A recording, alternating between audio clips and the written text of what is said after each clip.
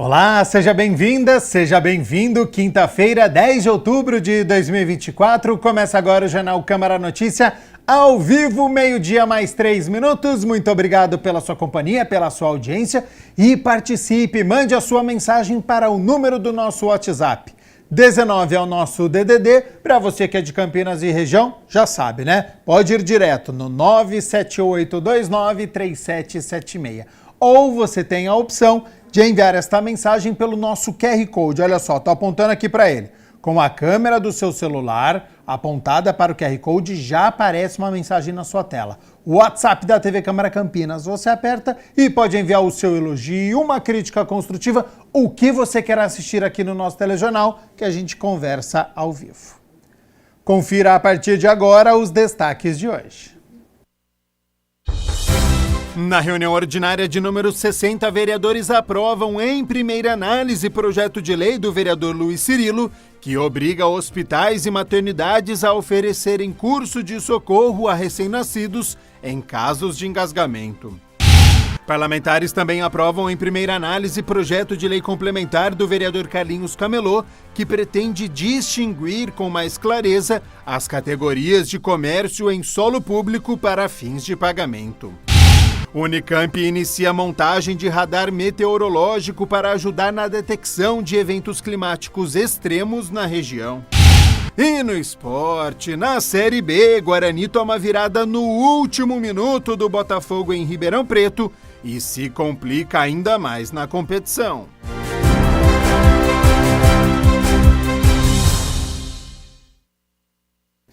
E olha só, hoje, professores e alunos do Senac Campinas, das áreas de bem-estar, saúde, moda, estão unidos em uma ação especial de conscientização sobre o câncer de mama.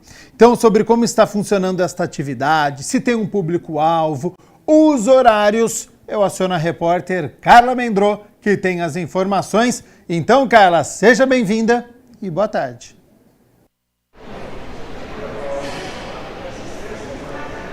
Obrigada, Gabriel. Boa tarde.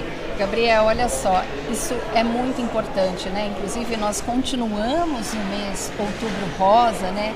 Falando sobre essa questão de prevenção do câncer de mama.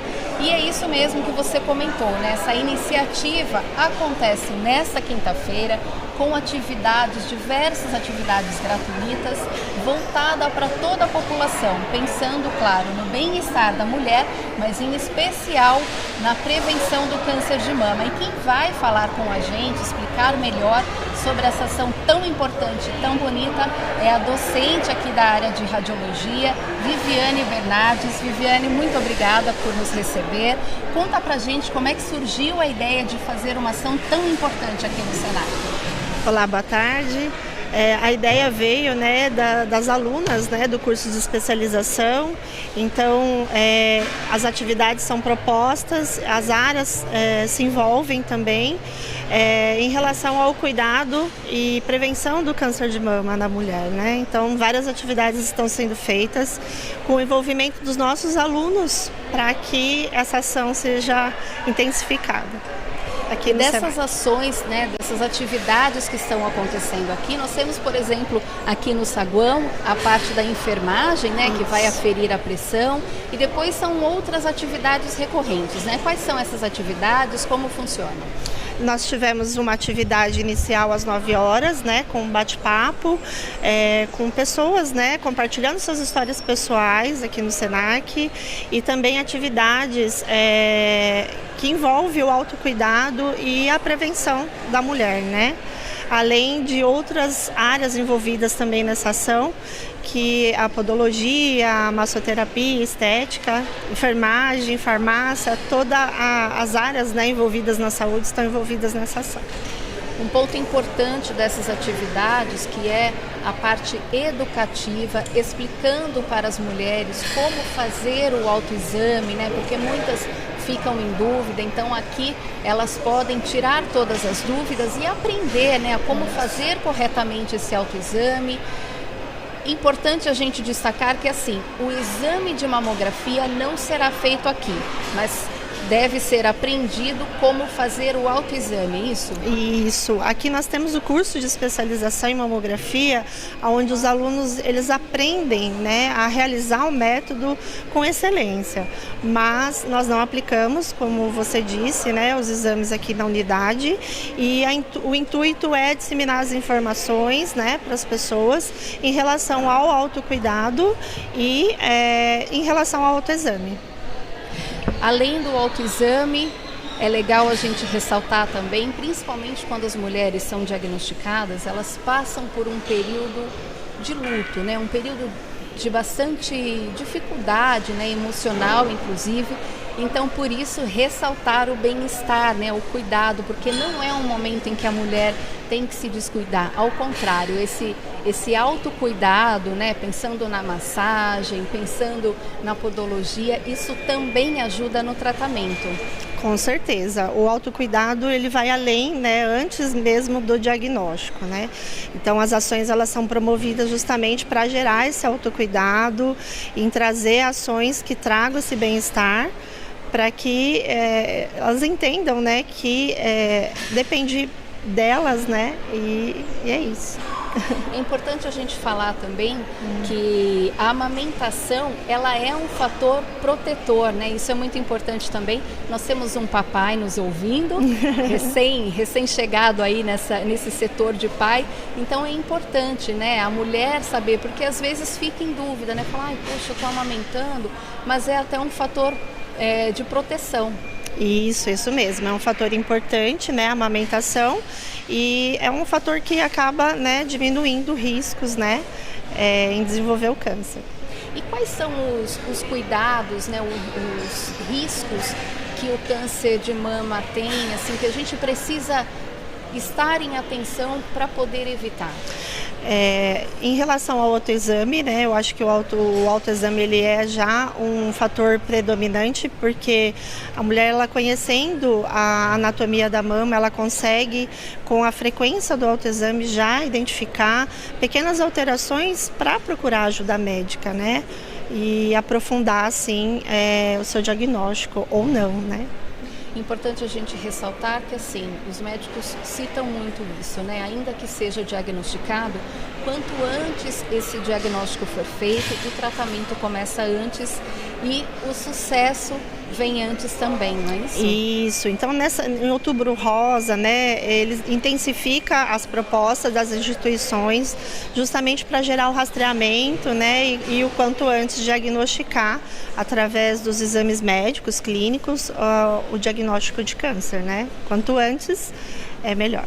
Professora, então vamos ressaltar para o público que, assim, embora o exame de mamografia não esteja sendo realizado aqui no SENAC, mas existe toda uma outra prestação de serviço extremamente importante que acontece nessa quinta-feira. Quais são os horários, professora? Nós encerramos a atividade agora no período da manhã, retomamos a atividade à tarde, né, com algumas áreas em atendimento, como a estética, a massoterapia, a podologia, e retornamos com as demais atividades de autoexame, de autocuidado também no período da noite, a partir das 19 horas. Tá ótimo, muito obrigada, professora. Obrigada. Eu volto com você no estúdio, Gabriel. Boa tarde. Tá certo, então, Carla Mendron, muito obrigado pelas informações durante todo o dia, então, no SENAC. Detecção, então, para fazer essa prevenção, já que nós estamos no Outubro Rosa, iniciativa muito importante aqui na cidade de Campinas. E quero agradecer, claro, também a Viviane Roberta, que é a docente aí da área de mamografia do SENAC Campinas, por nos contar todas essas informações sobre esta iniciativa nesta quinta-feira aqui na nossa cidade. Bom, a gente segue com as notícias da metrópole, porque a Unicamp iniciou a montagem de um radar meteorológico na última segunda-feira, 7 de outubro.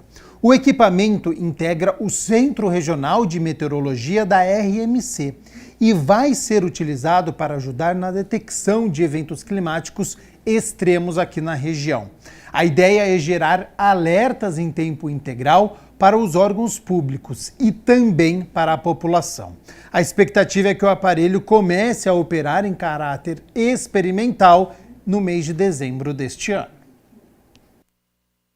O radar vai operar de forma permanente e exclusiva para atender a região metropolitana de Campinas, a RMC. Segundo o meteorologista do Centro de Pesquisas Meteorológicas e Climáticas Aplicadas à Agricultura, o CEPAGRE, o equipamento foi adquirido por meio de uma ação colaborativa envolvendo a Unicamp e a Agência Metropolitana de Campinas, a Agencamp, com o objetivo de detectar eventos climáticos extremos. O radar meteorológico ele tem a finalidade tanto do diagnóstico quanto da previsão de curto prazo. Então a gente vai conseguir acompanhar a evolução das condições meteorológicas em tempo real e fazer projeções de poucos minutos até algumas horas. Então ele não tem a função de previsão de tempo de longo prazo, mas esse acompanhamento mais preciso, mais detalhado das tempestades, sistemas meteorológicos adversos que se desenvolverem aqui na região.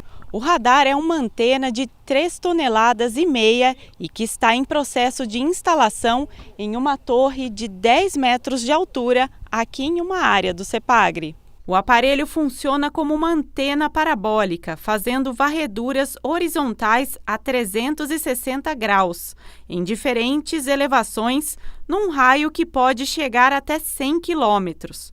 Uma tecnologia de ponta que vai permitir o diagnóstico de tempestades por meio de imagens geradas em alta definição. Atualmente a gente está numa fase de ligação elétrica da rede de dados.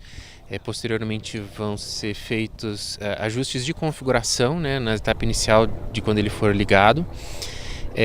E posteriormente testes de desempenho, testes de aceitação, que a gente chama, para verificar se as configurações dele, as características dele estão de acordo com aquilo que a gente contratou. E depois a gente vai ter ainda rodadas de treinamento e de operação assistida até aí o final de novembro. Além de aumentar a rapidez das previsões, o radar será fundamental para ajudar na tomada de decisões quanto à segurança dos municípios durante a ocorrência de eventos climáticos. A gente vai ter dados do radar e, além disso, a gente vai ter uma série de protocolos, de informações para passar tanto para os tomadores de decisão, Defesa Civil, prefeituras aqui da região e para a população também. E assim emitir alertas para a população com uma precisão cronológica, geográfica maior, para que possam ser tomadas medidas para a preservação da vida, da propriedade também. E todo esse avanço tecnológico ainda servirá para fortalecer as pesquisas relacionadas ao clima e setor agrícola. Estamos também desenvolvendo um centro regional de meteorologia para ter todo esse sistema de monitoramento, de apoio técnico para as prefeituras, para os tomadores de decisão. Então não vai ser só os dados e as informações diretas do radar, mas também uma série de produtos que vão surgir a partir dessas informações. O radar meteorológico está instalado na Avenida Alan Turing, ao lado do Museu Exploratório de Ciências. Vamos com as notícias do Legislativo, porque ontem foi dia de reunião ordinária de número 60. Os vereadores discutiram e votaram 5 projetos, entre eles foi aprovado em primeira análise o projeto de lei de autoria do vereador Luiz Cirilo, que obriga hospitais e maternidades de Campinas a oferecerem a pais ou responsáveis por recém-nascidos um treinamento para socorro em caso de engasgamento, bem como de prevenção à morte súbita. Foi aprovado em primeira votação o projeto de lei de autoria do vereador Luiz Cirilo, que obriga hospitais e maternidades de Campinas a oferecerem a pais ou responsáveis por recém-nascidos um treinamento para socorro em caso de engasgamento e prevenção à morte súbita. A gente tem visto muitas matérias jornalísticas onde policiais militares, corporação do Corpo de Bombeiros, eles acabam atuando, às vezes, até via telefone, auxiliando os pais ou responsáveis quando uma criança ou recém-nascido tem problema relacionado ao engasgamento ou mesmo que acaba aspirando algum material indesejado. E aí você vê as ações policiais surtindo efeito, só que são em alguns casos apenas. Eu entendo que chegou o momento da maternidade e hospital de Campinas, no caso na pluralidade, né, as maternidades e os hospitais, oferecerem treinamentos aos pais ou responsáveis do treinamento caso ocorra esse acidente com esse menor e esteja sob sua responsabilidade. A proposição ainda precisa ser aprovada em segunda análise no plenário e sancionada pelo prefeito para se tornar lei municipal. Caso a medida efetivamente se torne lei, hospitais e maternidades terão prazo de 60 dias a partir da publicação da norma no Diário Oficial do município para se adaptarem à lei. O treinamento é oferecido e caso o pai ou responsável não se interesse, ele assinaria um termo de dispensar esse treinamento. Mas isso acho que vai contribuir muito para a saúde e o bem-estar da criança. A gente tem que pensar no menor. E uma maneira de pensar no menor é a prevenção dos acidentes. A gente segue aqui na reunião ordinária de número 60, porque os vereadores também aprovaram em primeira análise o projeto de lei complementar de autoria do vereador Carlinhos Camelot, que pretende distinguir com mais clareza as categorias de comércio em solo público para fins de pagamento.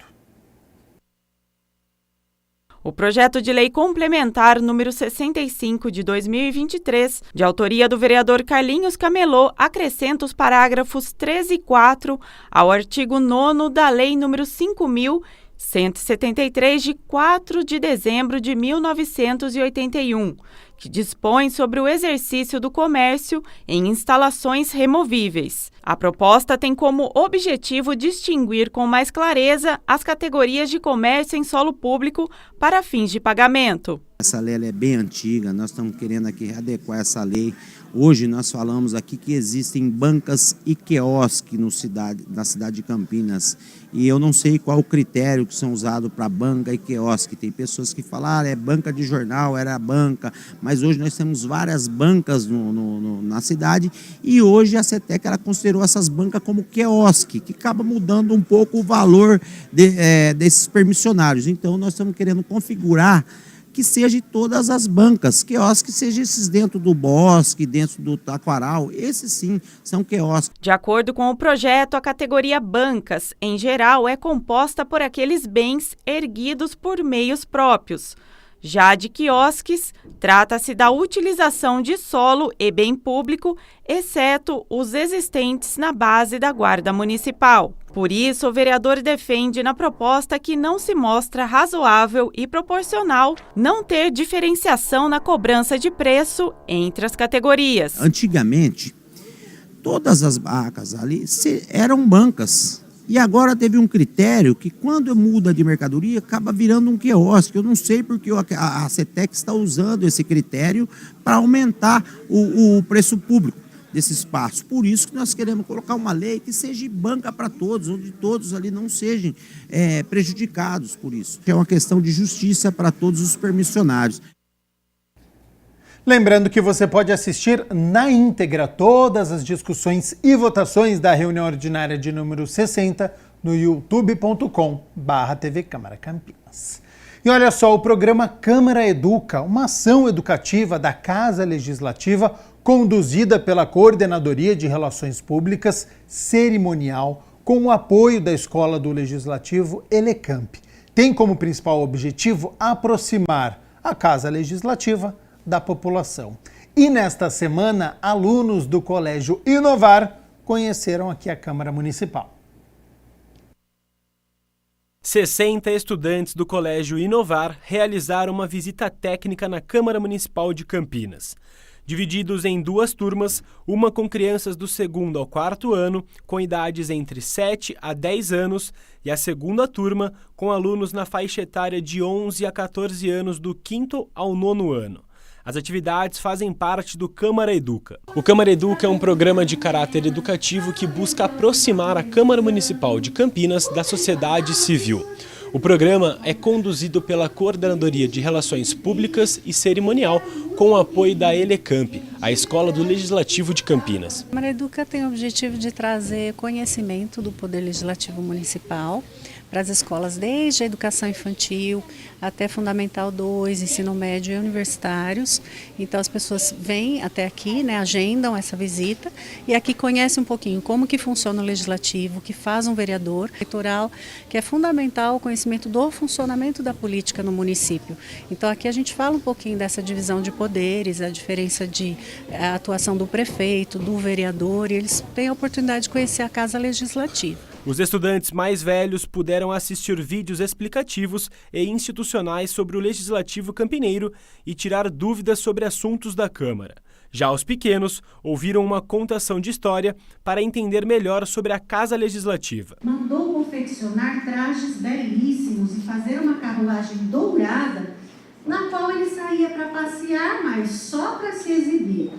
Esse presidente novo não era como o outro. A coordenadora pedagógica do colégio ressalta a importância do programa aos alunos. Eu acho que é muito importante essa nossa visita aqui na Câmara, para os alunos conhecerem como funciona, um pouco até do dia a dia dos vereadores, um pouco de como funciona a casa, particularmente, porque os professores também estudam com eles, até mesmo nós tivemos algumas perguntas dos alunos do 5º ano, então para eles eu acredito que seja uma experiência muito rica. E para nós também, da gestão, professores. Durante a visita, os alunos também tiveram a oportunidade de conhecer algumas dependências da Casa Legislativa, como a galeria de fotos dos ex-presidentes e das vereadoras, a sala da presidência, a biblioteca da Câmara e também o estúdio da TV Câmara Campinas. Sim, para eles está sendo uma visita super especial. Eles estavam super ansiosos e com certeza, a partir daqui já vai abrir novos horizontes para eles, e um conhecimento maior do que eles já tinham apenas daquela situação de voltar com os pais e tudo mais. Cara, eu gostei muito do fato de mostrar como é de verdade o dia a dia dos vereadores, como que mostrando o poder, falando sobre a história de Campinas, mostraram coisas antigas, mostraram essa estrutura que são coisas que a gente não aprende no dia a dia, que a gente não sabe muito. É uma experiência muito diferente, assim, uma visita muito legal. Visitar um lugar que particularmente eu não conhecia daqui de Campinas, achava que era a mesma coisa que a prefeitura, por exemplo. Eu também tinha aquela ideia de, vereador não faz muita coisa, mas pelo visto eles fazem bastante coisa pela gente e bastante coisa que eu não imaginava até. 12:00 mais 25 minutos. Muito obrigado pela sua companhia, pela sua audiência. Estamos ao vivo nesta quinta-feira. Uma única mulher com muitas atribuições exitosas. A homenageada com o diploma de mérito empresarial, José Bonifácio Coutinho Nogueira, é a primeira presidente do Sindi Varejista. Atuou em mediações como juíza e promove também projetos sociais de educação financeira e sustentabilidade nas escolas da periferia.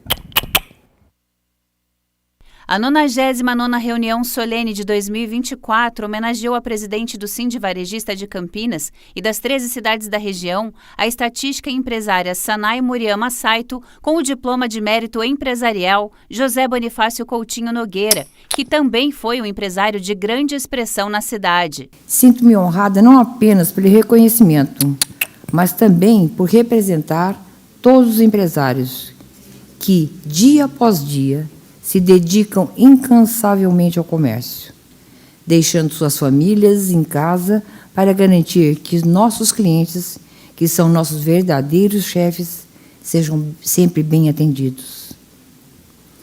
É impossível falar sobre minha trajetória sem reconhecer meu passado. Por volta de 1947, meus pais, Motoyuki Satiko Murayama, iniciaram a vida na banca de verduras do mercado municipal, tá? E hoje nós somos a família mais antiga que continua no Mercadão.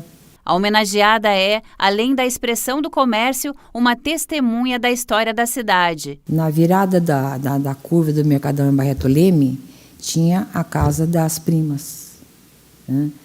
E a gente, menina, passava, bom dia, minha senhora.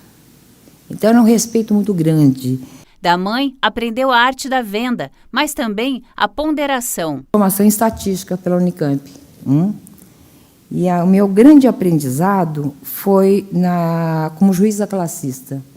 Eu fui juíza classista e representante da área patronal e por 10 anos. Isso me ensinou muito. Eu sempre minha mãe sempre me ensinou que a vida não é 880. A gente tem que sempre olhar os dois lados, ouvir os dois lados e ter a sua opinião própria. E que eu usei nesses 10 anos como juíza classista.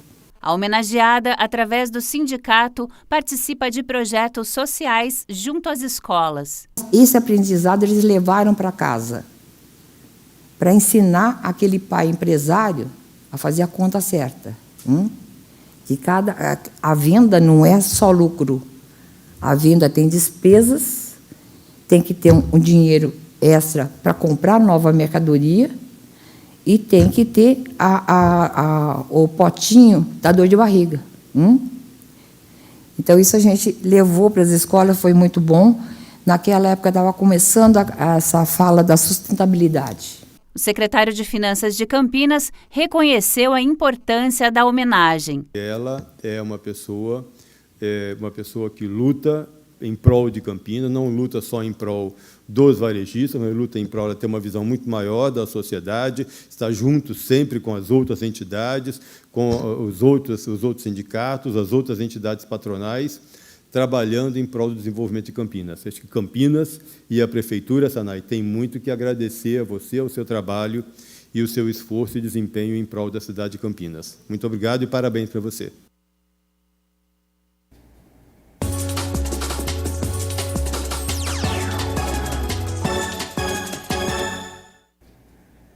Hora de esporte no Jornal Câmara Notícia. Não tenho boas notícias nem no vôlei e nem no futebol. Começando pelo Campeonato Brasileiro da Série B, o Guarani foi até Ribeirão Preto, vencia a partida até os 35 minutos do segundo tempo, cometeu 2 vacilos e saiu com a 17ª derrota na competição. Logo aos 2 minutos, o Guarani armou um contra-ataque e foi mortal. João Vitor tocou para Caio Dantas, que com um leve toque jogou no cantinho de João Carlos. Artilheiro calculista, 1-0 Bugre. Só que aos 18 minutos, o Botafogo de Ribeirão Preto respondeu. Jogada individual de Vitor Andrade, que finalizou.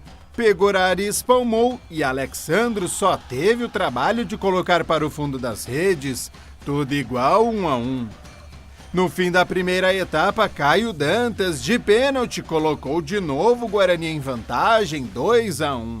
Pênalti de um lado, pênalti do outro, Vitor Andrade, em cobrança rápida, enganou Pegorari e aos 36 minutos da etapa final, deixou tudo igual. E não é que aos 51 minutos, em cobrança de falta de Jean Vitor, Pegorari saiu e não achou nada. Que falha, que erro! Aí a bola bateu em Alexandre Jesus e entrou. Um castigo final, Botafogo de Ribeirão Preto 3, Guarani 2. É uma derrota pesada, prejudica muito o Guarani, que buscava uma reação, vencia a partida, então era um confronto direto. E aí 2 vacilos no final castigaram a equipe. O Bugre segue na lanterna, tem apenas 25 pontos e está a 9 da Chapecoense, que é a primeira equipe fora da zona de rebaixamento. Guarani volta a campo na segunda-feira, 9 horas da noite, contra o CRB, aqui em Campinas, no estádio Brinco de Ouro. Quem também perdeu foi o Vôlei Renata, em um jogo muito equilibrado, mas saiu atrás na final do Campeonato Paulista. O primeiro jogo da final do Campeonato Paulista foi emocionante e super equilibrado, como este 6º ponto do Campinas. Depois de um rally, Bruno Lima fez para os campineiros do Renata. Duelo chegou a ficar 24-24, mas Muniz fez para Suzano nesta deixadinha. E depois, Ítalo jogou para fora. Então a equipe mandante abriu 7-0. O segundo set parecia uma extensão do primeiro, com longos ralis e placar apertado. Mas no fim, no erro de Judson, 25-21 e 2-0 Suzano. Jogando a sobrevivência no primeiro jogo da final, os campineiros diminuíram os erros. Conseguiram abrir no meio do set e depois mantiveram a diferença. Neste ponto de Celestino, 25-20 e 2-1. O quarto set foi emocionante, tenso e muito disputado. Empatado o tempo inteiro, ninguém conseguia desgarrar no placar. Até que no 24-23, para variar, rali, a bola teimava em não cair. Mas Muniz, esperto, viu uma brecha e bola no chão. 25-23 e vitória de Suzano na primeira partida.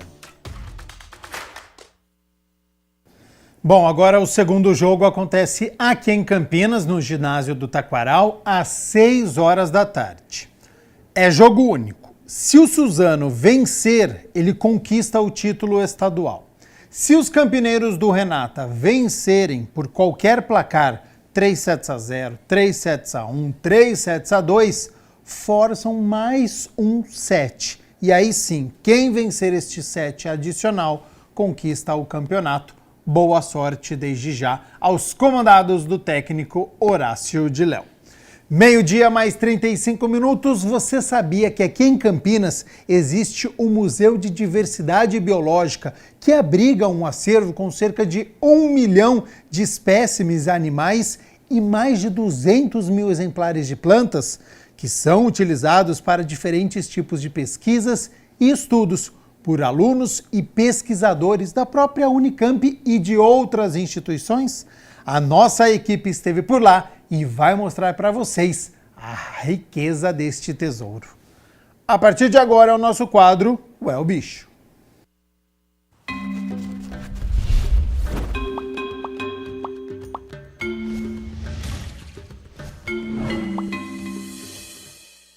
O museu é um lugar de práticas, memórias e costumes de culturas variadas. Por isso, o É o Bicho de hoje veio até aqui, o MDBio, para mostrar para você aí de casa que ele também pode ligar o passado, o presente e o nosso futuro. Criado em julho de 1992 e reinaugurado em 2022 em outro espaço, animais e plantas de todos os biomas do país podem ser encontrados no prédio de diversidade biológica da Unicamp, com mais de 1 milhão de itens de coleções de botânica e zoologia. Ele tem um papel crucial na conscientização da sociedade sobre a importância da nossa biodiversidade e a importância de preservá-la, né? Então eu sempre digo que a gente não cuida daquilo que a gente não conhece. A gente não dá importância àquilo que a gente não conhece. Então, o papel do museu diante da sociedade é mostrar qual é a nossa biodiversidade, qual a importância dela no planeta e qual papel nós temos nessa preservação. Entre as coleções muito significativas, conservadas e tombadas, a réplica do esqueleto de uma lagosta impressiona os pequenos, assim como os diversos animais empalhados. Na nossa exposição, ela está aberta ao público há mais de 10 anos. Porém, ao longo dos últimos anos, ela tem sido melhorada. As peças, é importante dizer que elas são doações ao museu. Ou elas são doações de animais que foram atropelados, como é o caso da nossa onça parda. Então, nós temos aqui no Instituto de Biologia um profissional taxidermista que trabalha na preparação dessas peças. A maioria dessas peças são doações de animais que foram encontrados mortos ou que foram atropelados e são trazidos para o Instituto de Biologia, preparados por essa técnica de taxidermia para serem expostos aos visitantes. O acervo zoológico está entre os 5 maiores do Brasil e abriga uma significativa coleção em salas temáticas, uma delas em audiovisual, que reúne cerca de 40 mil gravações de som de espécies. A gente tem animais principalmente do Brasil, porém existem, obviamente, animais que são permutados, que são doados por pesquisadores de outros países. Então, o nosso acervo hoje, né, quando eu falo de acervo, eu estou abrangendo não só o acervo da exposição, mas o acervo científico, ele contém animais do Brasil e de outros países da América do Sul, assim como da Antártica também. A gente tem aqui no Instituto de Biologia pesquisadores que já foram em expedições para a Antártica e trouxeram essa coleção, porém a gente tem parcerias com pesquisadores do mundo inteiro.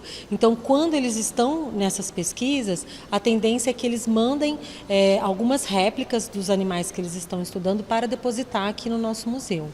Michela, normalmente quando a pessoa vai em um museu, já imagina ter aquele contato visual com a peça, mas aqui tem a parte também do audiovisual. De onde que surgiu essa ideia de trazer o audiovisual com o som dos animais, com a imagem deles?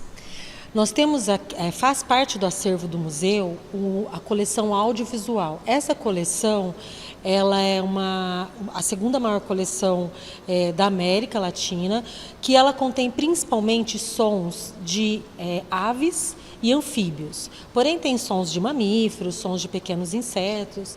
Essa coleção já faz parte do acervo científico. A ideia era trazer esse acervo científico para o conhecimento do público em geral. Daí surge a ideia da gente montar a Sala dos Sentidos Animais, onde as pessoas terão uma imersão acústica e visual para entender como que a natureza se comunica, né? Como que os animais conversam, entre aspas, né? Conversam para passar mensagens de perigo, de alimentação, de fuga, de reprodução. Então, essa é uma sala que a gente tenta mostrar que a natureza é muito mais do que aquilo que a gente só consegue ver, né?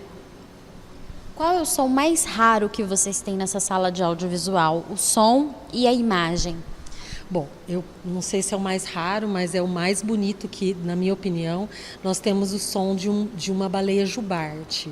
Então, esse som, quando a gente coloca esse som e transmite a imagem da baleia, mesmo as pessoas que estão nas salas vizinhas, elas correm para ver o que está acontecendo na sala do som, porque é um som lindo, porque as baleias conversam entre elas, tem toda uma comunicação própria. Então, quando a gente começa a transmitir o som da baleia e passa a imagem em vídeo, todo mundo para ver o que a gente está tentando mostrar para eles.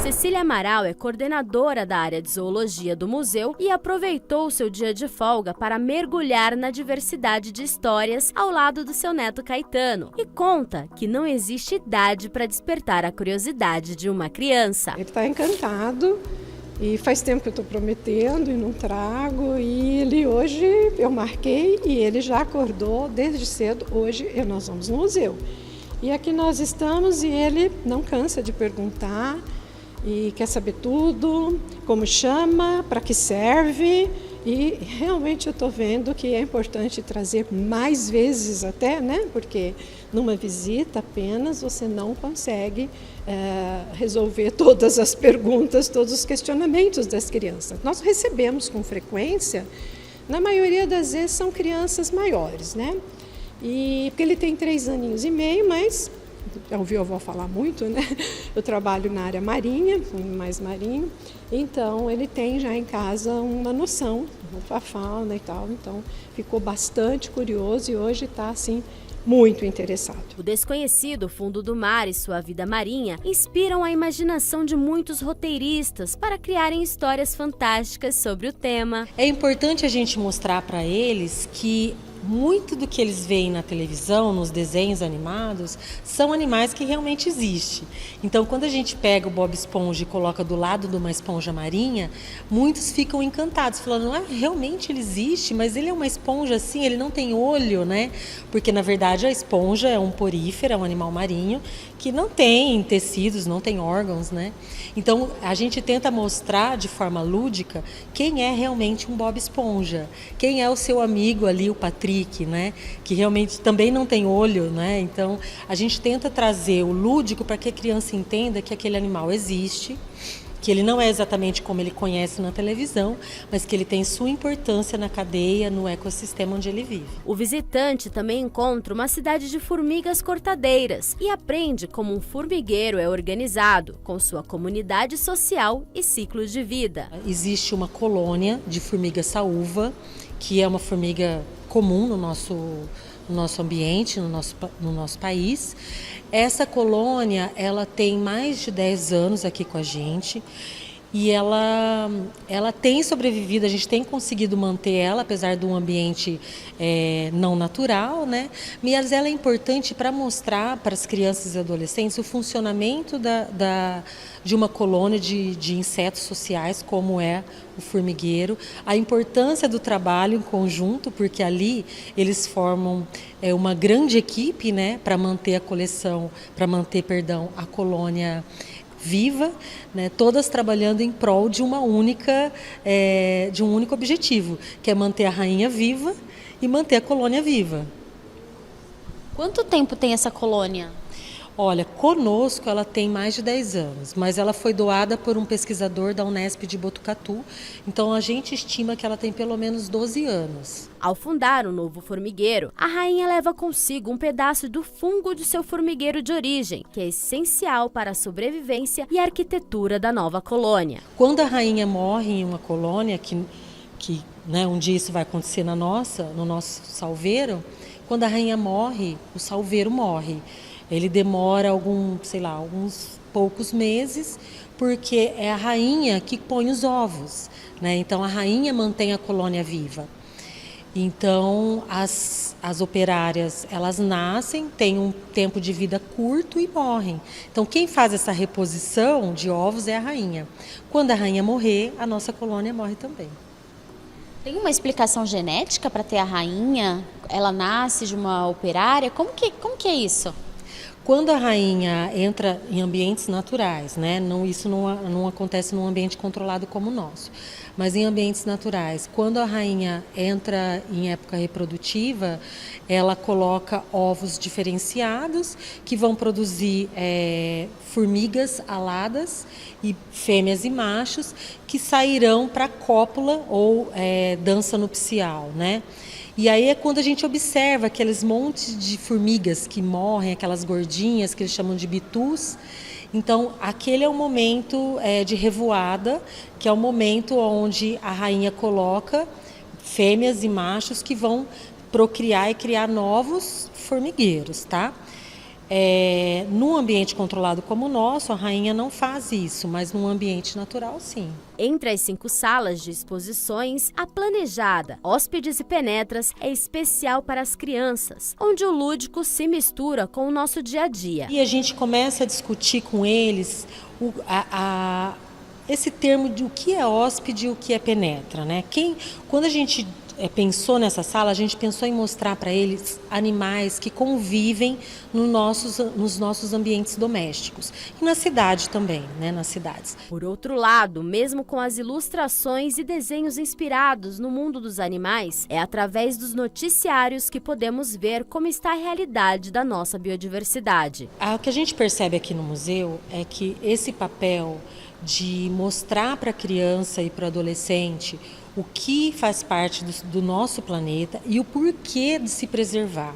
O que a gente tem percebido é uma tendência entre os jovens de angústia, de preocupação com o futuro.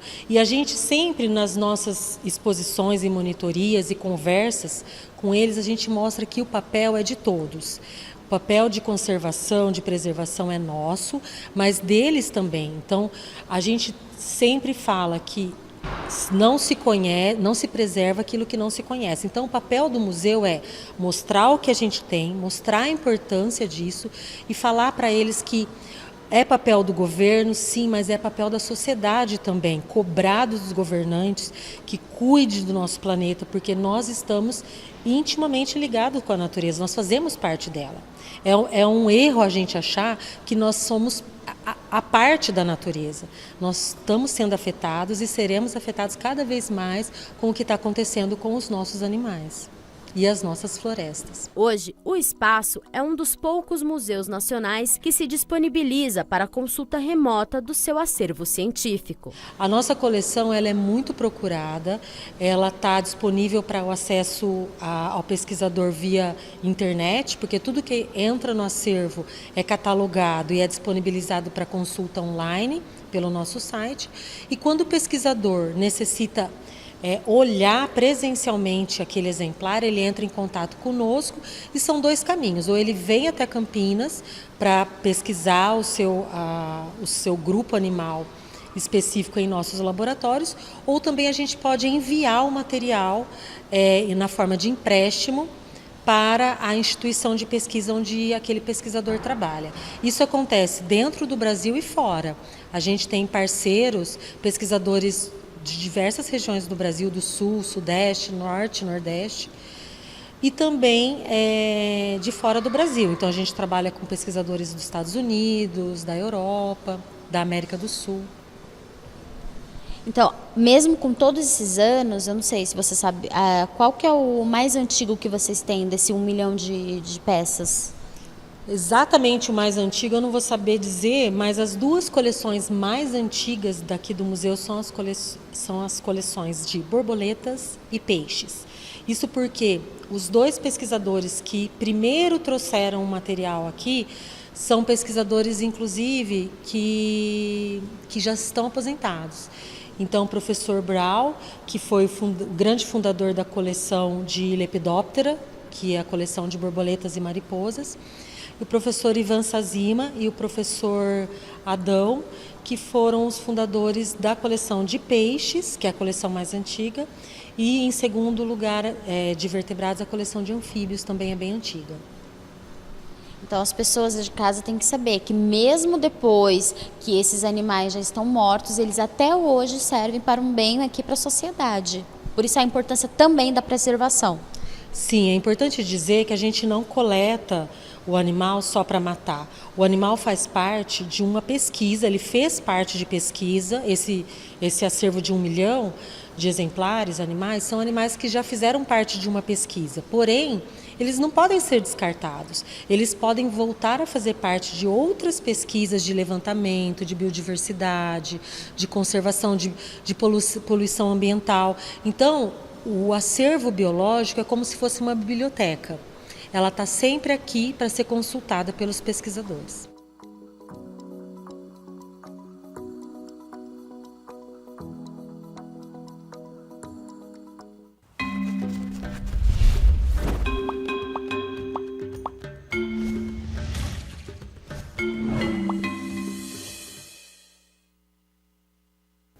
De acordo com a Organização Mundial da Saúde, 1 em cada 19 mulheres jovens pode se tornar infértil após o tratamento contra o câncer. Mas a boa notícia é que a preservação da fertilidade é uma possibilidade de esperança para as mulheres que passam por este tipo de tratamento.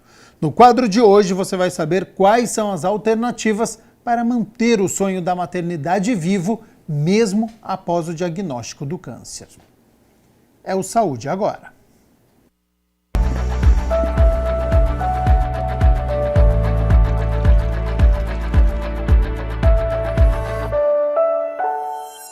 Olá pessoal, mais um Saúde Agora começando aqui na programação da TV Câmara Campinas. Hoje nós vamos falar sobre oncofertilidade. O mês de outubro é marcado pela campanha Outubro Rosa, que visa conscientizar sobre a prevenção e o tratamento do câncer de mama. Mas em meio a essa discussão surge um tema de extrema relevância, a possibilidade de preservação da fertilidade para mulheres que enfrentam o câncer. Sobre esse assunto, eu converso com a especialista em reprodução assistida, Michele Panzan, e também coordenadora da Huntington Campinas. Doutora, muito obrigada pela sua participação aqui no nosso quadro no Saúde Agora. Eu que agradeço o convite, é um prazer estar falando para os telespectadores a respeito desse tema tão importante e que traz e que muita gente desconhece, né, que é possível preservar a fertilidade mesmo em pacientes que têm ou que diagnosticam um problema oncológico. Doutora, então, para a gente começar o nosso bate-papo, né, eu gostaria que você explicasse um pouquinho sobre o que é a oncofertilidade e como que acontece todo esse processo. O que acontece é que tanto os homens quanto as mulheres que acabam sendo diagnosticados com câncer, além de cirúrgico, né, muitos deles têm que passar por um tratamento de quimioterapia. E a quimioterapia, ela é um tratamento que, além de matar as células cancerígenas, elas acabam lesando também células boas, né?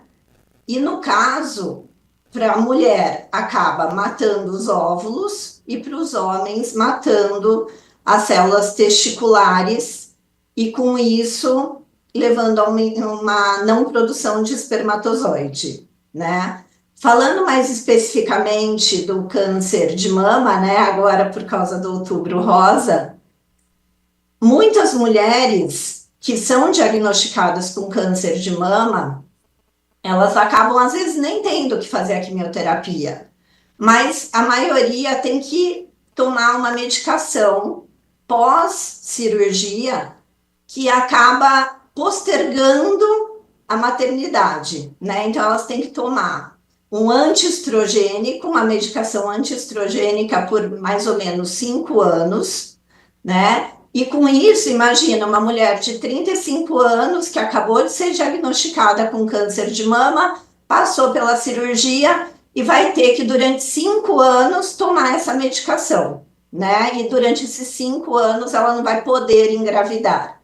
Então, a reprodução assistida vem também para ajudar essas mulheres, porque quando ela tiver 40 anos, a qualidade de óvulos dela já vai estar pior e a taxa de gravidez estará pior, né? Então, ela congela lá com seus 35 anos e vai preservar a taxa de gravidez lá aos 40, a mesma taxa que ela teria hoje aos 35 anos. Então, esse processo, doutor, ele é feito através do congelamento dos óvulos da mulher, é isso? Isso, exatamente. Então, do homem, do homem do espermatozoide. Isso, antes de passar pelo tratamento de quimioterapia ou pela terapia antiestrogênica, no caso do câncer de mama. E doutora, é correto a gente afirmar que nem todos os tumores e tratamentos oncológicos afetam a fertilidade dos pacientes? Sim, é verdade. Existem muitos tratamentos oncológicos que não precisam de quimioterapia pós-cirúrgica, né, que só a cirurgia mesmo já resolve. E existem hoje muitos quimioterápicos mais modernos, né, que não afetam tanto e que não matam tanto ou destroem tanto os óvulos ou o espermatozoide. A questão é pensar onde está esse câncer e qual a proximidade com o órgão reprodutivo, né? E quanto isso afetaria ou não a reprodutividade antes da cirurgia.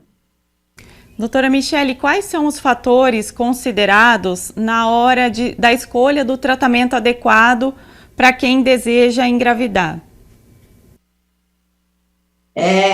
Nessas pacientes, né, que acabaram tendo que evoluir para uma quimioterapia, os óvulos morrem, né? Então, se ela não tiver os óvulos congelados antes de ter realizado a quimioterapia, ela vai ter que optar por uma ovodoação, uma recepção de óvulos doados, que também vai juntar com o espermatozoide do marido e vai colocar no útero dela e ela vai gestar da mesma forma, tá? Agora, se ela congelou os óvulos antes do início da quimioterapia ou antes da terapia não estrogênica, é simples, nós vamos descongelar esses óvulos, vamos juntar com o espermatozoide do marido e colocar esse embrião pronto no útero dela e vai ser uma gestação como outra qualquer.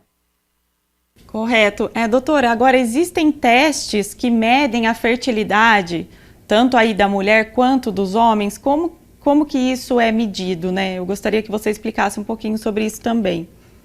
Tá.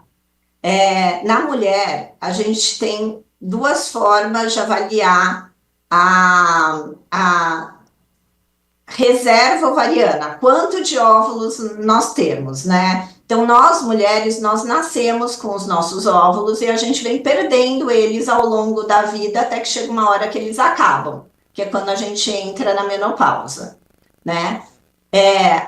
Então, existem algumas formas da gente avaliar. Uma é um exame de sangue através de um hormônio que se chama hormônio antimileriano. Um exame de sangue simples, feito em qualquer laboratório, tá? Ele vai avaliar como está a reserva ovariana para os próximos anos. E um segundo exame seria um ultrassom transvaginal, então faz um ultrassom e faz a contagem das bolinhas lá, dos folículos, né? Para a gente ver quantas bolinhas tem. O que a gente espera? Que essas mulheres tenham entre 8 e 15 folículos, né? Então, a soma dos dois ovários teria que dar entre 8 e 15. Quando a gente vê uma contagem menor que essa, é porque a reserva está diminuindo. Agora, doutora, eu queria que você explicasse também mais um pouquinho sobre as consequências de alguns tratamentos oncológicos, como quimioterapia, radioterapia, também tem a iodoterapia, né? Quais são as consequências? São consequências diferentes? O que cada tratamento ele pode trazer aí para as mulheres ou até para os homens, pensando na questão da fertilidade? A iodoterapia, ela, na verdade, ela não afeta a fertilidade. Só que por ser radioativo, né, durante um tempo essa paciente não pode engravidar, tá? Então, assim, para quem vai fazer iodoterapia, normalmente é para câncer de tireoide, né? Essas pacientes não têm a indicação do congelamento de óvulos ou de espermatozoide. No caso da radioterapia, depende de onde ela vai ser feita, né? Então, por exemplo, se é uma radioterapia na mama, está mais distante do útero e dos ovários, né? E do testículo. Do testículo no homem não vai ter mama, de qualquer forma.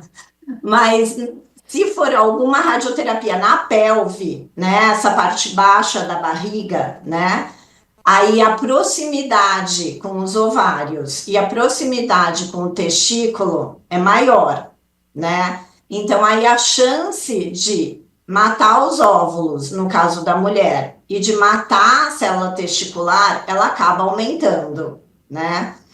Então, assim, não significa que vá evoluir para uma falência ou ovariana ou testicular, mas pela proximidade pode acontecer.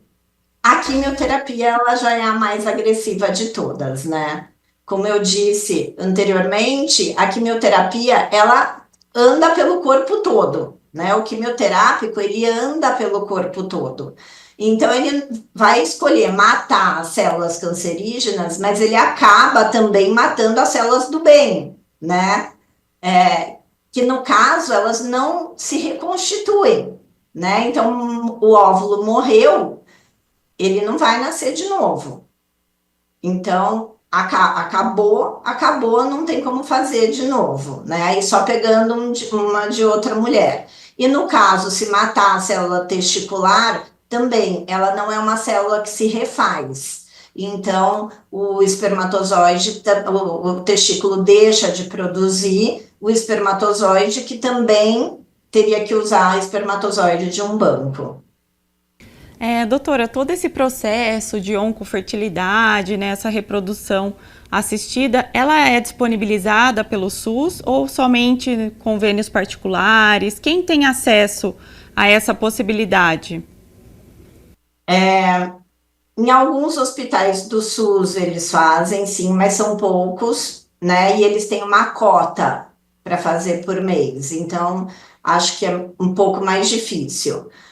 Nas clínicas particulares, o lado bom é que uma parte cara do tratamento é a medicação, né? E os laboratórios, eles acabam repassando para as pacientes pelo preço de custo as medicações. Existe esse programa, né, em que a gente avisa o laboratório que trata-se de uma paciente com preservação para oncofertilidade, e eles disponibilizam a medicação para a gente pelo custo. A outra coisa é que a gente tem aqui na clínica o Trintou Congelou, que acaba sendo um programa que é estendido exatamente para essas mulheres também, que precisam desse congelamento a um preço mais acessível e parcelado e facilitado para que essas pacientes consigam, sim, fazer o tratamento antes de iniciar a quimioterapia ou a radioterapia. E doutora, a oncofertilidade é um processo muito importante, né? Principalmente para as mulheres, né, que acham que vão enfrentar aí um câncer, né? E já estão assim achando que não podem mais ser mães, né? Isso é muito bacana, né? Ter essa possibilidade, né? O que eu acho é que, na verdade, os próprios oncologistas, eles precisam alertar, né, para as pacientes que existe essa possibilidade e que para procurarem com urgência, né? E essas pacientes, elas já avisam, né, que a gente, olha, uma paciente oncológica, arruma um horário para hoje, né? Ela não pode ficar esperando, ela tem 15 dias para começar a quimioterapia, você tem 15 dias para retirar esses óvulos. Então, eu acho que parte do oncologista alertar essa paciente que ela tem essa possibilidade e que ela tem esses 15 dias ou às vezes 20 dias para fazer esse congelamento, para que mais tarde ela consiga ter os filhos próprios, né? E isso faz toda a diferença, eu vejo no meu dia a dia, né? Às vezes, a última, inclusive, atrasou um dia e ela tinha que começar a quimioterapia, eu liguei para um oncologista e falei, pode começar a quimioterapia depois de amanhã, ao invés de começar amanhã, né? Então, tem que existir esse contato, essa conversa, essa proximidade do médico com o paciente, do médico com o médico, exatamente para ajudar essas pacientes, porque se a gente for pensar, antigamente não sobrevivia, né? Mas hoje elas vão sobreviver e vão ter a possibilidade de ter os próprios filhos. Com certeza, doutora Michele. Agora, para a gente encerrar aqui a nossa conversa, quais as dicas, as orientações para as mulheres, né? Como a gente está no mês Outubro Rosa, quais as dicas para elas que estão vivendo nesse momento e que desejam aí ter seus filhos? A primeira coisa Outubro Rosa, vamos fazer os exames, né, ginecológicos, o rastreamento do câncer de mama. E num diagnóstico oncológico, não é o desespero mais, né? Vamos, lógico, cuidar, mas não desanimar e pensar no futuro, né? E para as outras que não têm essa parte oncológica, prestem atenção na reserva ovariana, na idade que vocês estão. Não posterguem o congelamento de óvulos, porque tarde demais as coisas vão ficando mais difíceis. Quanto antes o congelamento acontecer, mais chance nós temos de sucesso. Tá certo, então, doutora. Muito obrigada pela sua participação. Eu que agradeço, foi um prazer. Obrigada também pela sua companhia. Você pode conferir todos os quadros da nossa programação no YouTube da TV Câmara Campinas e não se esqueça de nos acompanhar nas redes sociais. Até o próximo Saúde Agora!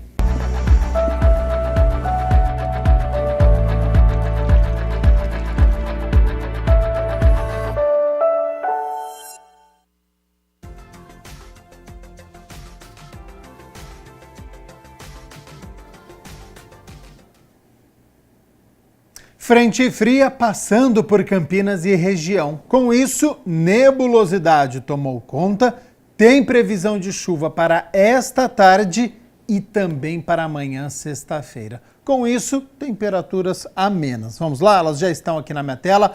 Para amanhã, na sexta-feira, então, 11 de outubro, continua o tempo fechado, sem a presença do sol e com isso, nada daquele calorão. Mínima de 19 graus e a máxima não passa dos 28 aqui na cidade de Campinas. O Jornal Câmara Notícia fica por aqui. Muito obrigado pela sua companhia, pela sua audiência. Continue na nossa programação e nos vemos amanhã na sexta-feira ao meio-dia ao vivo. Te espero, hein? Até lá. Tchau, tchau.